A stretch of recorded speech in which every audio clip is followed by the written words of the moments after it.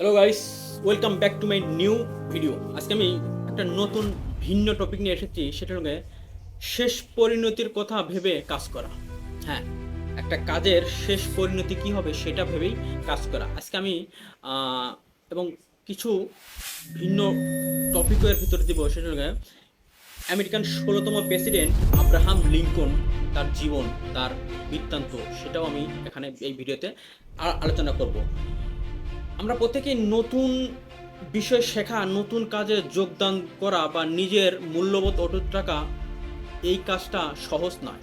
আমরা কাজের প্রতি অটুট থাকা বা কাজের প্রতি মূল্যবোধ রেখে বা দৃঢ়তা নিয়ে কাজ করা, এটা খুব সহজ কাজ। আর তাই তো দৃঢ়তা কীভাবে শিখতে হয় সেটা নিয়েও আমি আজকাল আলোচনা করব। আর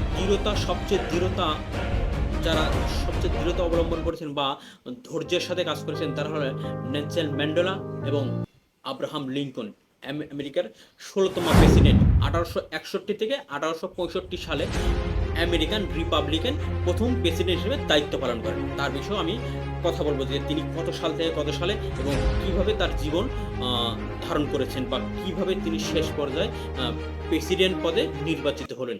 এবং নেলসন ম্যান্ডেলা দীর্ঘ ২৭ বছর জেল খাটার পরও কীভাবে একটা পুরো দেশের নয়নমণি হয়ে জীবনযাপন করেছিল। এবং তিনি ১৯৬২ থেকে ১৯৯০ সাল পর্যন্ত জেলে জীবনযাপন করেছেন। তারপরও গোটা আফ্রিকা তাকে নয়নের মণি হিসেবেই জানেন, নয়নের মণি হিসেবেই দেখেন, যে তাদের কাজের দৃঢ়তা বা ধৈর্য এটাই তাদের প্রমাণ করে। যাই হোক, আমি এখন চলে আসলাম মূল টপিকে, যে আমরা আমাদের মূল্যবোধ অটুট রাখা এটা সহজ কাজ না। যদি ঝুঁকি নিতে ভয় পাও, তুমি যদি কোনো কাজে ঝুঁকি নিতে ভয় পাও, তাহলে মনে মনে রাখবে, ঝুঁকিহীন জীবন হলো সবচেয়ে বেশি ঝুঁকি। তুমি যদি কাজে ঝুঁকি নিতে ভয় পাও, তাহলে মনে রাখবা যে ঝুঁকিহীন জীবন সবচেয়ে বেশি ঝুঁকি। আর কেন মানুষ বিশ্বাস করার জন্য সময় ও ধৈর্য দরকার হয়, আমরা কোনো কাজে বা মানুষের বিশ্বাস করার জন্য কেন ধৈর্য দরকার হয়, জীবনে ভয়ের মুখোমুখি হওয়াটা অত সহজ না। হ্যাঁ, আমি জীবনে ভয়ের মুখোমুখি, যে আমার কোনো কাজ করতে ভয় হয় বা আমার একটা বিনিয়োগ করতে ভয় হয়, এই কাজটা এত সহজ নয়। যে তাই তো বলা আছে, জীবনে ভয়ের মুখোমুখি হওয়াটা সহজ নয়। ভয়কে জয় করার পরে আপনি সবসময় বিজয়ের অনুভবটা আপনি নিজেই করবেন বা আনন্দিত হবেন। যখন ভয়কে জয় করবেন, তখনই আপনি বিজয়ের আনন্দে আনন্দিত হবেন এবং সেটাকে অনুভব করবেন। সমাজে চাপকে না বলুন, সমাজের যে একটা চাপ, সমাজ কি বলবে, সোসাইটি কি বলবে, এটাই আমাদের বড় প্রবলেম। যে সমাজ কি বলবে, সমাজ আমাকে নিয়ে ভাবে না, সমাজের লোকে আমাকে নিয়ে ভাবার সময় নেই। এই জন্য সমাজের কথা বাদ দিন বা সমাজের চাপকে দূরে রাখুন এবং পুরনো ক্ষতির অভ্যাস বাদ দিন, যে আমার এটা ক্ষতি হবে, এই অভ্যাসকে বাদ দিয়ে নিজের কাজের দক্ষতা অর্জন করুন এবং সেই দক্ষতাকে নিজের পরে প্রয়োগ করুন বা নিজের কাজে প্রয়োগ করুন। জীবন অনেকটু এগিয়ে যাবে। সমাজের চাপকে না বলে নিজের দক্ষতা অর্জন করুন, সেই দক্ষতার উপরে নিজে কাজ করে যান, তাহলে নিজের জীবন অনেকটা এগিয়ে যাবে। নেলসন ম্যান্ডেলা ২৭ বছর জেল খাটার পরও পুরো আফ্রিকার নয়নমণি, হ্যাঁ পুরো আফ্রিকার নয়নমণি, উনি ১৯৬২ থেকে ১৯৯০ সাল পর্যন্ত দীর্ঘ ২৭ বছর জেল খেটেছে। তারপরও পুরো আফ্রিকা তাকে নয়নের মণি হিসেবে জানে বা মনে করে। তার কারণ তাদের দৃঢ়তা অর্জন, যে তারা একটা দৃঢ়তা অর্জন করে জীবনযাপন করেছেন। আর এটা শুধু দৃঢ়তা নয়, কারণ আব্রাহাম লিঙ্কন আমেরিকার ১৬তম প্রেসিডেন্ট। ১৮৬১ থেকে ১৮৬৫ সাল পর্যন্ত আমেরিকার ১৬তম প্রেসিডেন্ট আব্রাহাম লিঙ্কন। তারা থেমে থাকেনি, তারা যতবার পড়েছে ততবার তারা উঠে দাঁড়িয়েছে, তারা যতবার পড়েছে তারা ততবার উঠে দাঁড়িয়েছে। তিনি আব্রাহাম লিঙ্কন ২৫ বছর বয়সে তিনি ব্যবসায় লস করেন বা অসফল হন।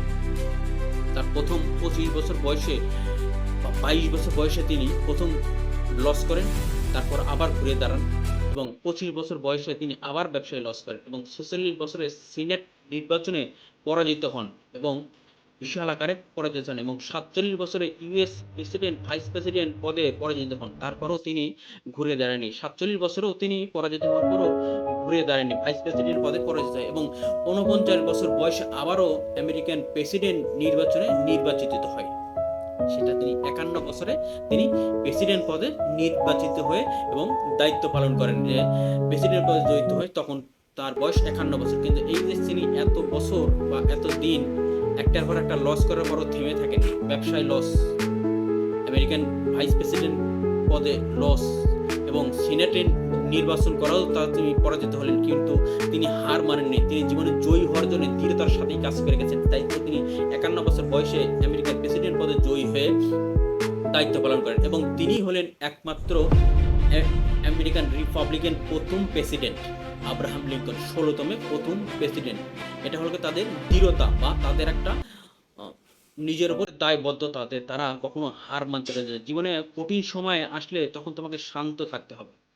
জীবনে যদি কঠিন সময় আসে তখন তোমাকে শান্ত থাকতে হবে এবং শক্তি অর্জন করতে হবে, তাহলেই তুমি দৃঢ়তার সাথে কাজ করতে পারবেন। জীবনে যে কোনো এক সময় বিপর্যয় আসতেই পারে, বা যে জীবনে যে কোনো দিক থেকে বিপদ আসতেই পারে। তাই বলে নিজেকে হার মানা যাবে না বা ভেঙে পড়া যাবে না। নিজেকে শক্ত হয়ে থাকতে হবে এবং দৃঢ়তার সাথেই থাকতে হবে। কোনো প্রতিষ্ঠানে আমরা রাত দিন খাটি এবং অথচ আমার নিকট সহকর্মীর সঙ্গে আমার দ্বন্দ্ব। প্রতিষ্ঠানে আমরা কাজ করি, কিন্তু আমার পাশের নিকটতম সহকর্মী, তার সাথে আমাদের মনে মালিন্য হয়ে থাকে। এটার একটাই কারণ দিয়ে আমি জিতবো তুমি হারবে। এটার একটাই, আমি জিতবো তুমি হারবে, আমি জিতবো তুমি হারবে। আমাদের গভীর আন্তরিক সম্পর্ক নাই। বেশিরভাগ মানুষ শিশুকাল থেকেই এটা নিয়েই বেড়ে ওঠে বা গড়ে ওঠে যে আমি জিতবো তুমি হারবে। এই প্যারাডাইমেই আমাদের শিক্ষা নিয়ে গড়ে ওঠে। অন্যের সম্পর্কে বলা বা অন্যের সম্পর্কে বদনাম করা এটা একটা নিচু কাজ বা অন্যকে ছোট করা। এত বলা আছে যে আমি জিতবো তুমি হারবে, এটা না ভেবে বলা উচিত যে আমিও জিতবো তুমিও জিতবে। হ্যাঁ, এই মাধ্যমে আমাদের কাজ করতে হবে এবং নিজেকে বড় করার চেষ্টা, যে আমরা সবসময় নিজেকে বড় বলে জাহির করি, যে এই জন্য বলে যে তুমি হারবে আমি জিতবো, এটা একটা নিছক ছোট কাজ। আমিও হারবো তুমিও হারবে, এই অবস্থায় অনেক জায়গায় খুন খারাপি বা অনেক বিপর্যয় হয়ে থাকে, বা এটাকে অনেক দূর নিয়ে যায় জীবনে। এটাকে খুন খারাপির দিকেও নিয়ে যায়, যে আমি জিতবো তুমি হারবে বা আমি হারবো তুমিও হারবো। এটা নিয়েই মানুষের অনেক খুন খারাপি হয়ে থাকে। যারা অন্যকে বা অন্যের সাথে তুলনা করে অভ্যাস গঠন করে, যারা অন্যের সাথে তুলনা করে অভ্যাস গঠন করে, তারা নিজেকে প্রতিদিন ধ্বংস করার বহু উপায় খুঁজে পায়। যারা অন্যের সাথে তুলনা করার জন্য উপায় বের করে, তারা জীবনে নিজেকে ধ্বংস করার জন্য বহু উপায় তারা খুঁজে পায়। তাই তো ঈর্ষা বা অন্যের কল্যাণ কামনা করা বেশি সময় চালিয়ে যাওয়া বা আমরা চালিয়ে যেতে পারি না। তাই তো অন্যের অকল্যাণ কামনা করা আমরা কতক্ষণ চালিয়ে যেতে পারি। তাই তো নিজের দিকে খেয়াল রেখে নিজের কাজ করাই, এটাই হলো একদম একজন মানুষের দায়িত্ব।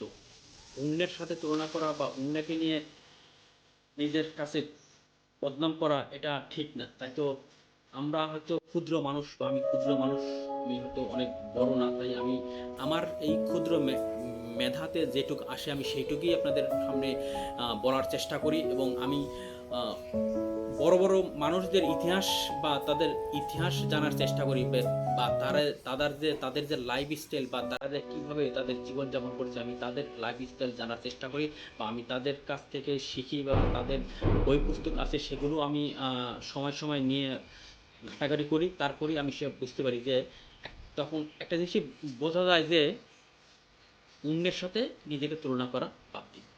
এটাই হলো আজকে মূল বিষয় বা মূল টপিক, যে নিজের কাজের শেষ পরিণতি দেখার মন ইচ্ছা করুন, যে আমার কাজের শেষ পরিণতি কী হবে সেটাই অনুভব করুন বা সেটাই দেখুন। যাই হোক, আমি আমার এই ভিডিওটি আজকে লম্বা করবো না। আমার ভিডিও যদি আপনাদের কাছে ভালো লাগে লাইক করে দেবেন, কমেন্ট করে দেবেন। আমার চ্যানেল নতুন আছেন তাদেরকে অসংখ্য ধন্যবাদ, এবং আমার চ্যানেল নতুন হলে সাবস্ক্রাইব করে পাশে থাকবেন। আমার চ্যানেলটাকে সাবস্ক্রাইব করতে পাশে থাকবেন। দেখা হবে পরের ভিডিওতে অন্য কোনো টপিক নিয়ে বা অন্য কোনো বিষয় নিয়ে। আজকে এখানেই শেষ করছি। ধন্যবাদ, খোদা হাফেজ।